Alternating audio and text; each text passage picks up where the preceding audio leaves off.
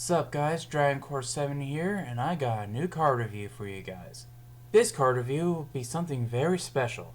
This is a request by GenGenRealm123, and she has two cards that she wanted me to review. And these cards are Sun Dragon Inti and Moon Dragon Quilla. These two cards are quite interesting. And the thing is why she wanted me to do a card review on both of these cards because she really likes these two a lot. I can definitely see why she likes these two a lot, but I'm beating around the bush. So with no further ado guys, let's get this card review started. Or should I say, double card review. Let's start off with the artwork. The Sun Dragon does look pretty cool. He has 4 dragon heads that look similar to a Chinese dragon, and right in the middle is some sun-like statue thing that's holding the heads together.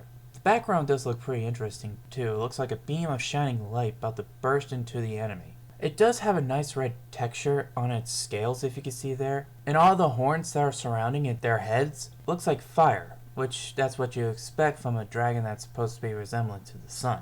So the artwork does look pretty cool. The Moon Dragon has 4 dragon heads just like the other one that look like Chinese dragons, and instead of a sun, it has a moon statue like thing around it. And the cool thing about the moon statue, left side of its face looks like it's like totally beat up and looks pretty demonic in a way.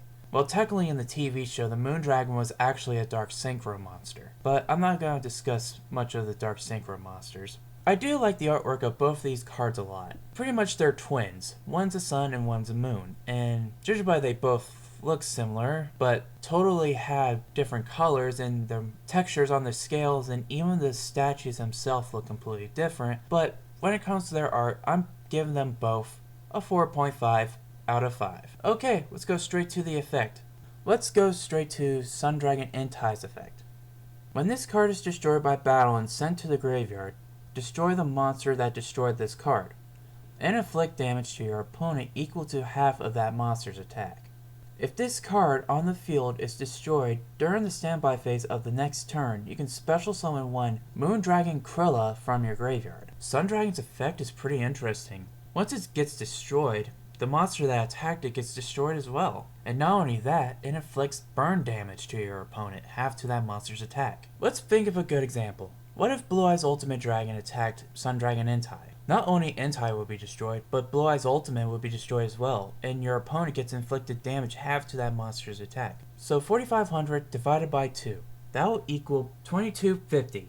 That will be a lot of damage to your opponent. And here's the other interesting thing. If this thing gets destroyed and during your next standby phase of the next turn, you can special summon Moon Dragon from your graveyard. So pretty much, if this thing was destroyed and during your next standby phase of the next turn, you can special summon Moon Dragon from your graveyard. And speaking of Moon Dragon Quilla, let's go straight to its effect. When this card is selected as an attack target, gain light points equal to half of the attacking monster's attack. If this card on the field is destroyed, you can special summon one Sun Dragon Inti from your graveyard.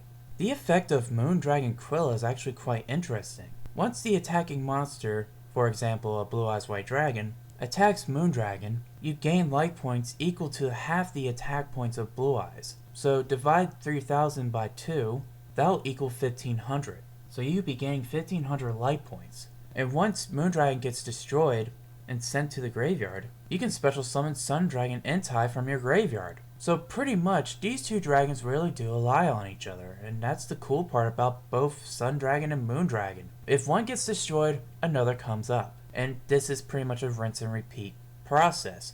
One inflicts burn damage and one regains your light points. So these two dragons are great when it comes to each other. They rely on each other. They're the Sun and the Moon Dragon. So when it comes to the effect, I'm going to give them both a 5 out of 5. Alright, deck choices. Well, not as much to say about deck choices because it's most obvious that they have to rely on each other. So most likely decks that involve summoning Sun Dragon Inti and Moon Dragon Quilla, those are the only decks I can possibly think of, and there are a lot of cards based on those two cards in general. So when it comes to deck choices, I am going to give them both a 4 out of 5. Alright, time for the final results.